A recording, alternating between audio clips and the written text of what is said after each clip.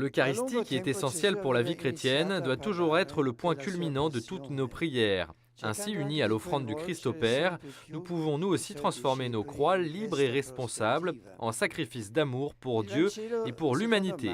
C'est ce qu'a expliqué Benoît XVI ce mercredi dans la catéchèse consacrée à la prière de Jésus lors de la dernière scène, devant plus de 4000 pèlerins venus pour l'audience générale. Le pape a rappelé que le cœur de la scène dans laquelle le Christ se donne est l'institution de l'Eucharistie. Il a ensuite expliqué qu'en participant au sacrifice du Christ, nous vivons d'une manière extraordinaire la prière que Jésus a fait et fait continuellement pour chacun, afin que le mal que nous rencontrons tous dans notre vie soit vaincu et qu'agisse en nous la puissance transformatrice de la mort et la résurrection du Christ. L'Eucharistie, a conclu Benoît XVI, est une nourriture pour les pèlerins qui devient une force pour ceux qui sont fatigués, épuisés et désorientés, comme la prière de Jésus soutient la faiblesse des disciples. Les paroles de la consécration font partie de la prière faite avec Jésus pour que malgré notre faiblesse, notre vie ne soit pas perdue, mais transformée. À la fin de l'audience, des artistes des cirques présents à Rome ces jours-ci ont donné un échantillon de leur talent acrobatique devant le pape et les pèlerins.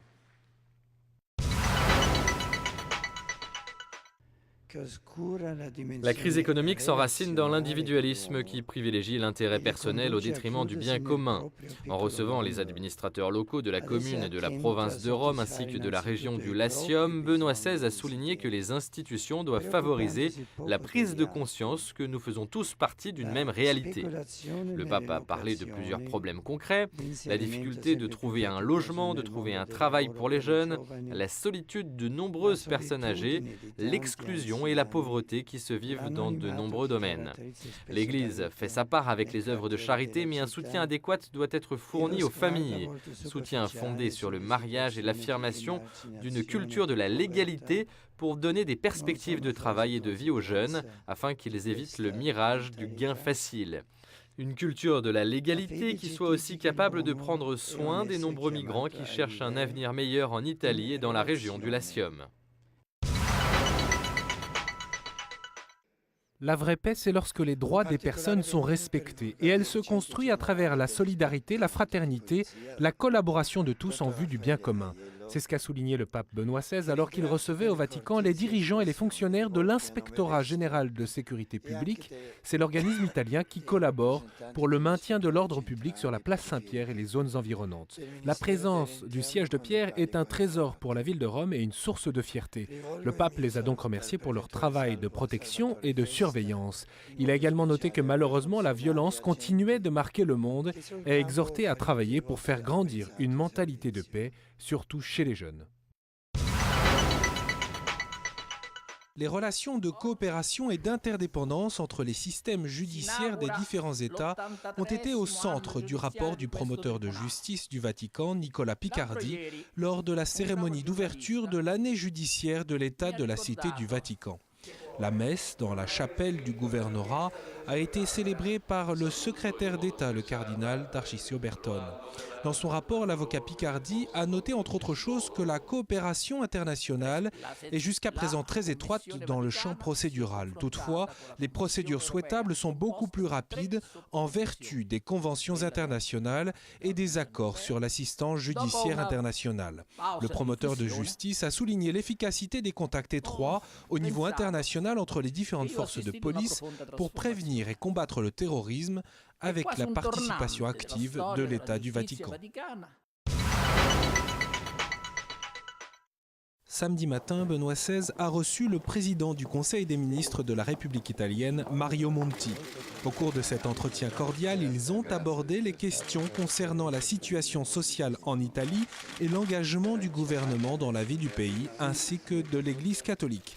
Un examen de la situation internationale actuelle a été réalisé, de l'Europe à la situation dans la zone méditerranéenne méridionale. L'entretien enfin a porté sur la protection des minorités religieuses, surtout chrétiennes, dans certaines régions du monde. Les deux parties ont confirmé leur volonté de poursuivre une collaboration constructive au niveau bilatéral et dans le contexte de la communauté internationale. Les éducateurs, surtout les prêtres et les parents, doivent être pleinement conscients de leur rôle spirituel pour encourager chez les jeunes, outre la croissance humaine, la réponse à l'appel de Dieu. C'est ce que le pape a souligné dimanche matin depuis les fenêtres de ses appartements lors de la prière de l'Angélus avec les pèlerins rassemblés place Saint-Pierre. Le thème de la vocation apparaît dans les lectures bibliques de ce dimanche qui souligne l'importance du médiateur, a rappelé Benoît XVI. Un médiateur qui aide les personnes appelées à reconnaître la voix de Dieu et à le suivre. C'est le cas du prêtre Élie pour le prophète Samuel et de Jean le Baptiste pour les premiers disciples. Le rôle d'accompagnateur spirituel est donc décisif dans le cheminement de la foi et dans la réponse à la vocation d'une consécration spéciale. Un frère aîné qui est habituellement un prêtre, mais est également fondamental, le témoignage de foi authentique et joyeuse ainsi que l'amour conjugal des parents. Après l'Angélus, Benoît XVI a rappelé que la Journée mondiale des migrants et des réfugiés est célébrée ce dimanche. Elle concerne des millions de personnes qui ne sont pas des numéros, mais des hommes et des femmes qui cherchent un lieu pour vivre en paix et qui ne sont pas seulement les destinataires, mais aussi les protagonistes de l'annonce de l'Évangile. À l'occasion de la semaine de prière pour l'unité des chrétiens qui a lieu du 18 au 25 janvier, le Saint-Père a enfin invité chacun à s'unir spirituellement et même concrètement pour invoquer le don de la pleine unité entre les disciples du Christ.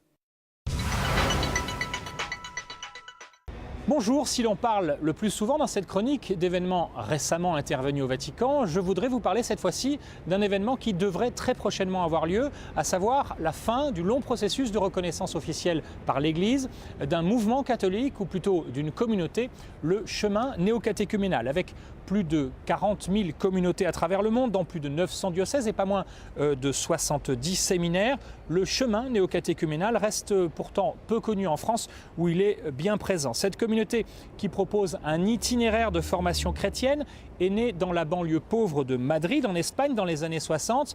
Durant le Concile Vatican II, les principaux initiateurs de ce chemin sont deux laïcs espagnols assez étonnants, Francisco Arguello, plus souvent surnommé Kiko, et Carmen Hernandez. Alors, à la fin de cette semaine, 7000 membres du Camino seront reçus en audience par le pape.